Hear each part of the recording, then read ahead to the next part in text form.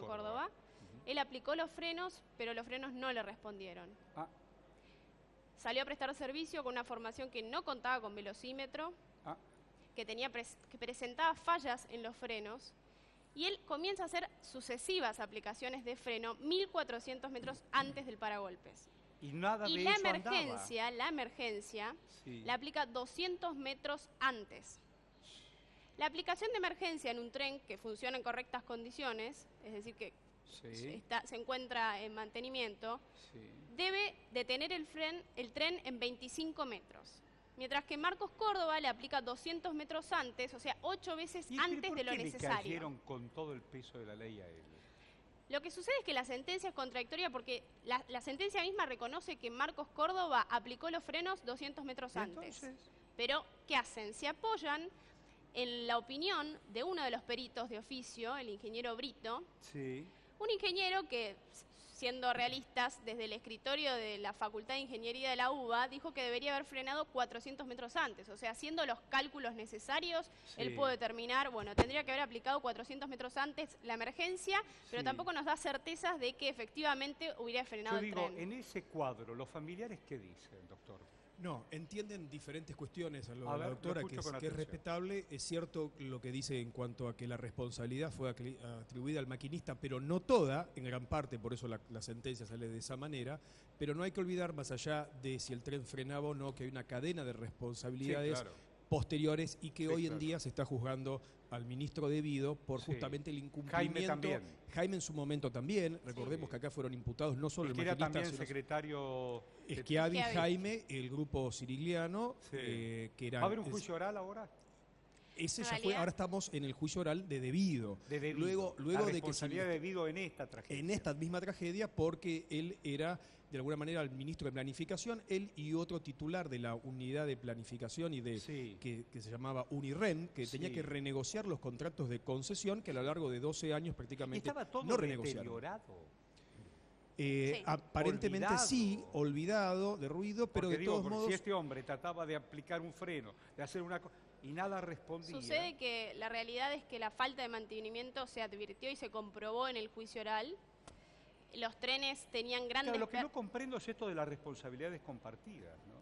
Claro, lo que tampoco nosotros comprendemos es cómo atribuyen responsabilidad al maquinista entendiendo que frenó, que aplicó el freno de emergencia, pero por otro lado... Lo que la sentencia de alguna manera no explica concretamente es que en realidad la falla radicaba en la falta de compresores, que desde un primer momento la empresa quiso tapar.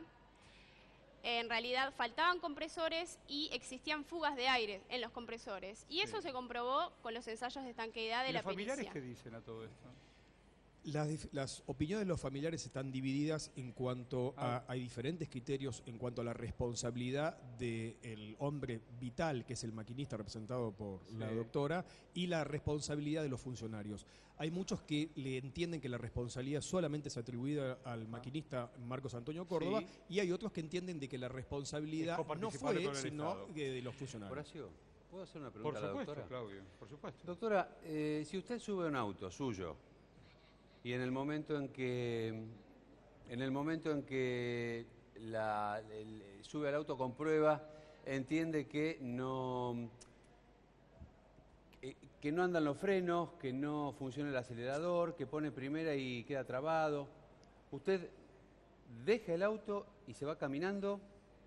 ¿O a pesar de todo lo que comprueba, se sube al auto y sale? Y le pregunto esto estando usted sola, sin llevar gente. Usted me lo pregunta en realidad para saber si el maquinista advirtió durante el trayecto que el tren presentaba algún tipo de irregularidad. Lo dijo usted recién, dijo que hizo varias pruebas de frenos y que no andaban. No, la realidad es que el maquinista comenzó haciendo varias aplicaciones de frenado de servicio y de esa manera el tren fue desacelerando. O sea que el maquinista sentía que el tren iba desacelerando en ese entonces, pero cuando él advierte que el hacer esas aplicaciones sucesivas de freno no iba a frenar en la oportunidad que debía hacerlo, porque el freno de servicio no le estaba respondiendo como debía hacerlo, el mismo fiscal reconoció en su alegato que ante las sucesiones aplicaciones que había hecho el maquinista tendría que haber sido suficiente para frenar, ¿Y por qué no frenó? Nos preguntamos todos por qué no frenó. No frenó específicamente porque la realidad es que no se llenó o no se repuso el aire en los depósitos, el auxiliar y el de emergencia, porque existían grandes fugas de aire.